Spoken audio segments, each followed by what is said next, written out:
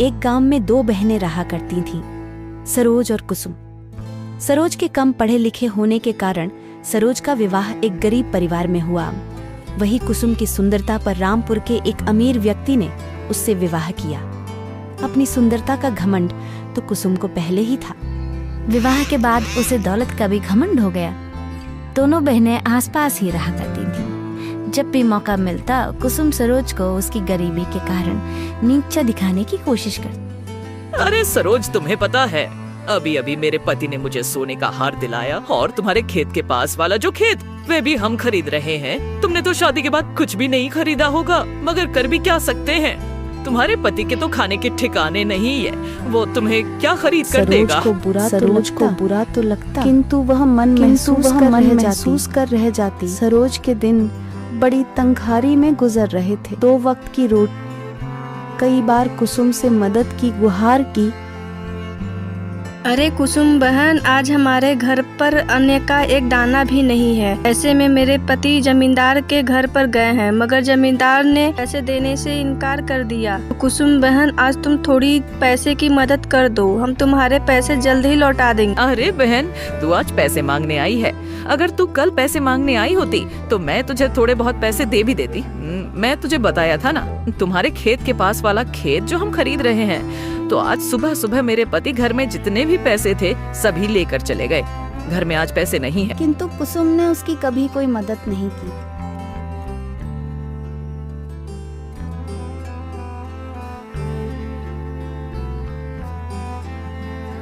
एक दिन सरोज ने सोचा, कुसुम ने भी पैसा देने से इनकार कर दिया। अब मैं क्या करूं? एक काम करती हूं, मैं मेरे बड़े भैया के घर जाकर उनसे पैसे मांगती हूं। वो मुझे पैसे देने से मना नहीं करेंगे।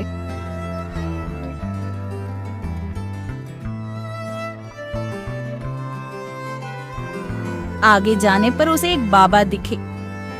अरे बाबा, इतनी गर्मी में आप ये भारी मटका लेकर कहाँ जा रहे हैं?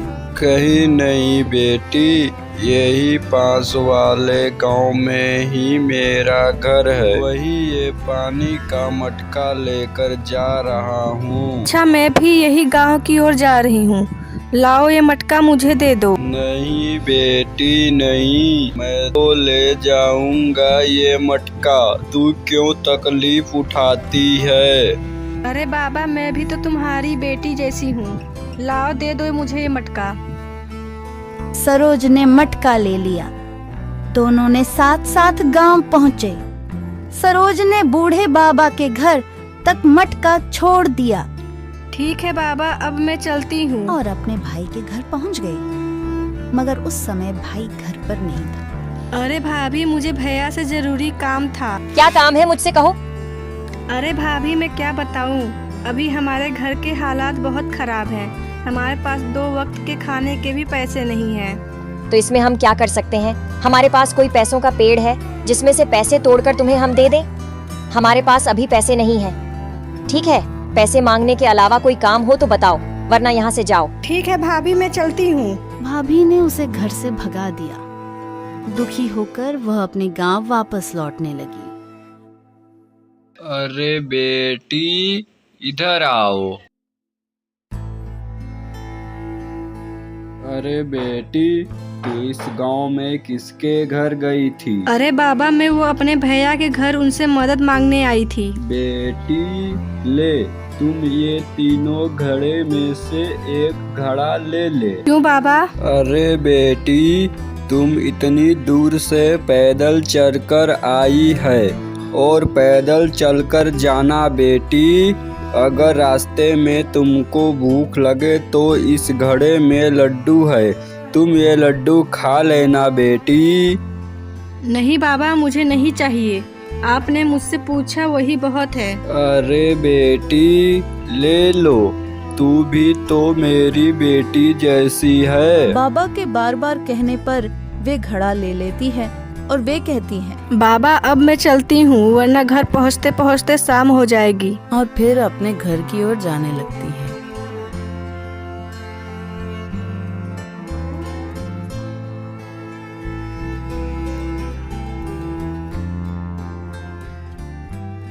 अरे सरोज, आज तुम अपने भैया के यहाँ गई थी, क्या भैया ने अपने के लिए कुछ मदद की?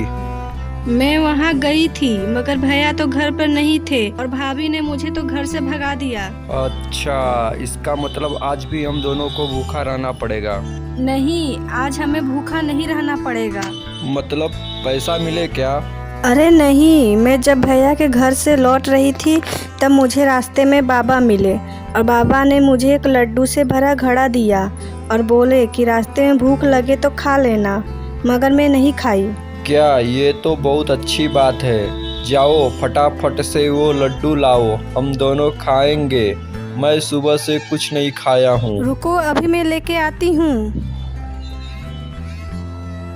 और जैसे ही सरोज घड़े को खोल के देखती है और वे चौंक जाती है। अरे बाप रे, सोने की इतनी मुहरें।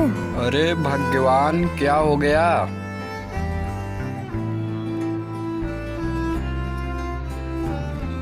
अरे बाप रे बाप, इतनी सारी सोने की मुहरें। सच बताओ, तुम्हें ये घड़ा किसने दिया? मैं सच कह रही हूँ, मुझे ये घड़ा एक बाबा ने ही दिया है। भगवान, मुझे तो अपनी आंखों पर विश्वास नहीं हो रहा है। मुझे लगता है कि ऊपर वाले ने अपनी सुन ली। तुम सच बोल रहे हो, मुझे भी अपनी आंखों में विश्वास नहीं हो रहा है। फिर वे दोनों ने खेती के योग्य जमीन खरीदी। सरोज की तरक्की देखकर कुसुम को बहुत जलन हो रही थी। वे अपने पति से कहती हैं, अरे सुनो जी, ये मेरी बहन इतनी पैसे वाली कैसे बन गई? उसके पास इतना धन कैसे आ गया? कुछ दिन पहले तो मेरी बहन भिखारी जैसी अपने घर पर भीख मांगने आई थी और अब तो हमसे भी ज्यादा अमीर बन गई। हाँ, मैं भी यही सोच रहा हूँ। पहले तुम्हारी बहन का पति लोगों के खेत में देहड़ी से काम करता था और एकदम से इतना पैसे कहाँ से आ गया। मगर अभी कुछ दिन पहले मैंने तुम्हारे बहन को तुम्हारे भाई के घर की ओर जाते हुए देखा था। क्या? भैया की घर की ओर? मुझे तो लगता है भैया के घर से इतनी सारी धन दौलत लेकर आई है। मगर तुम्हारा भाई कैसा है जो सारा धन तुम्हारे छोटी बहन को दे दिया? उसकी बहन तुम भी तो हो ना। भाई के लिए सभी बहन समान है, फिर दोनों बहनों को बराबर का हिस्सा देना चाहिए। तुम बिल्कुल ठीक बोल रहे हो। भैया के संपत्ति पर जितना उसका अधिकार है उतना ही मेरा अधिकार है। हम दोनों कल सुबह ही मेरे भाई के घर पे चलेंगे। फिर वे दोनों सुबह सुबह अपने बड़े भैया के घर उनसे मिलने जाते हैं। उन्हें भी रास्ते पर वही बाबा दिखाई पड़ते हैं। अरे बेटी, तुम जरा ये मटका उठाकर मेरे कंधे पे रख दोगी क्या बेटी? क्या तुम अपना काम खुद नहीं कर सकते क्या? मैं बूढ़ा हो गया हूँ बेटी, मुझसे ज्यादा वजन नहीं उठता, तो कृपा करके बेटी तुम ये मटका मेरे कंधे पर रख दो बेटी, रख दो। क्या तुम मुझसे पूछकर बूढ़ा हुआ है? अपने मन से ही तो बूढ़ा हुआ है। अरे भाग्यवान, तुम भी कहाँ इस बुड्ढे की बातों में आ रही हो। जल्दी जल्दी चलो, हम घर पहुँचने वही वाले हैं। मगर कुसुम ने बाबा की कोई मदद नहीं की। वह उसके भाई के घर पहुंच जाती है। अरे भैया और भाभी, अभी कुछ दिन पहले सरोज यहाँ पर आई थी क्या? हाँ कुसुम, थोड़े दिन पहले सरोज आई थी मगर मैं उससे नहीं मिला। जब वो घर आई थी मैं बाहर शहर था, उससे केवल तुम्हारी भाभी ही मिली। भाभी, तुमने कुछ दिया था क्या? नहीं, मैंने तो उसे कुछ भी नहीं दिया। हमारे पास कुछ होगा तो ही ना उसे कुछ देंगे। अच्छा, इसका मतलब आपने उसे कुछ नहीं दिया। ठीक है भैया, हम चलते हैं। अरे अभी तो तुम दोनों आए हो, इतनी जल्दी जा भी रहे हो, खाना तो खाकर जाओ। नहीं, हम यहाँ से निकल रहे थे तो हमने सोचा कि भैया से मिलते चले। ठीक है भैया, हम चलते हैं। अरे भैया ने तो उसे कुछ नहीं दिया, फिर उसके पास इतना सारा धन कहाँ से आया?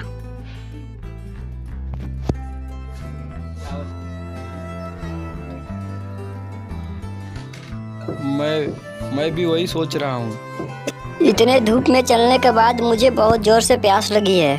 तुम्हें भैया के घर प्यास नहीं लगी थी क्या?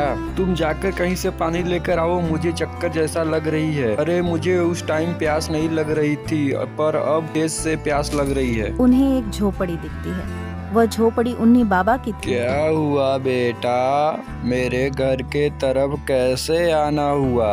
बाबा मुझे एक लोटा पानी मिल सकता है क्या? क्यों नहीं बेटा, आओ आओ मेरे घर के अंदर आओ। बाबा हमने तो तुम्हारी मदद करने से इनकार कर दिया था, तभी तुमने हमें पानी पिलाया। तो क्या हुआ बेटी, वे तुम्हारा कर्म था, ये मेरा कर्म है। और बेटी तुम दोनों को मैंने इस गांव में पहली बार देखा।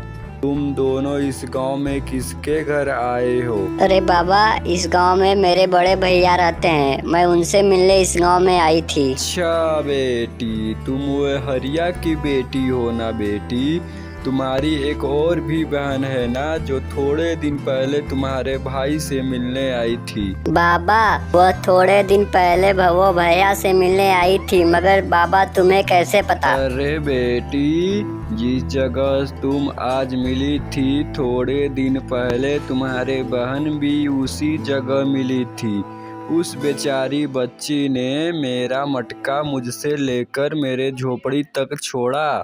मगर बाबा आपको पता है, जब से मेरी बहन मेरे भैया के होकर आई है, तब से उसके पास न खूब धन दौलत हो गई है। बताता हूँ बेटी, बताता हूँ। उस बच्ची के पास जितनी भी धन दौलत आई है, वे उसके अच्छे कर्म और नियत के कारण उसे प्राप्त हुआ है। बाबा मुझे तुम्हारी बात कुछ समझ नहीं आ रही, और मेरे बहन का क्या अच्छे कर्म है जो उसे इतना धन मिल गया? कर्म और नियत अच्छे होने से कैसे धनवान हो सकते हैं बाबा, तुम कैसे बात करते हो? बताता हूँ बेटा, सब बताता हूँ। यहाँ पर जितने भी ये घड़े रखे हैं, ये कोई साधारण घड़े नहीं हैं। ये घड़े मनुष्य के अच्छे नियत, अच्छे कर्म के अनुसार फल देने वाले घड़े हैं। क्या इंसान के कर्मों का घड़ा? ये कैसा घड़ा है? बाबा मैं आपकी बात अच्छे से समझ गई, ये कर्मों का घड़ा है। अपना जैसा कर्म होगा, अपने कर्मों के अनुसार उसका फल मिलेगा। ठीक कहा बेटी, बिल्कुल ठीक कहा। बाबा अगर आपको विपत्ति नहीं हो तो एक घड़ा आप हमें दे सकते हैं, हम भी हमारा कर्म आजमा के देखते हैं। क्यों नहीं बेटी, क्यों नहीं, ले लो, तुम भी एक घड़ा ले लो, तुम भी अपनी कर्म और नियत का फल पाओ। कुसुम को भी बाबा ने एक घड़ा दे दिया और वे दोनों वहाँ से चले जाते हैं। फिर रात के समय जैसे ही वे दोनों घड़ा खोलते हैं, उनके घड़े में से बहुत सारे कीड़े निकलने लगते हैं। बाप रे बाप, अपने घड़े में से तो कीड़े निकले। पर क्या गलत निकला, अपने कर्म के हिसाब से हमें सही मिला है। हम बहुत लालची थे। तुम्हारी बहन बेचारी इतनी मजबूर के मारे अपने पास कुछ पैसे की मदद मांगने आई थी, लेकिन हम दोनों ने उसकी कोई मदद नहीं की। कर्म ऐसे करने के बाद हम अच्छे फल की अपेक्षा कैसे कर सकते हैं? तुमने बिल्कुल ठीक कहा, मुझे अपने पैसे का बहुत घमंड था। मैंने अपने बेचारी बहन का कोई मदद नहीं की। मैं किसी कैसे भी करके अपनी अमीरी का उसे नीचा दिखाती थी। कुसुम और उसके पति को अपने गलती का पछतावा हो रहा था।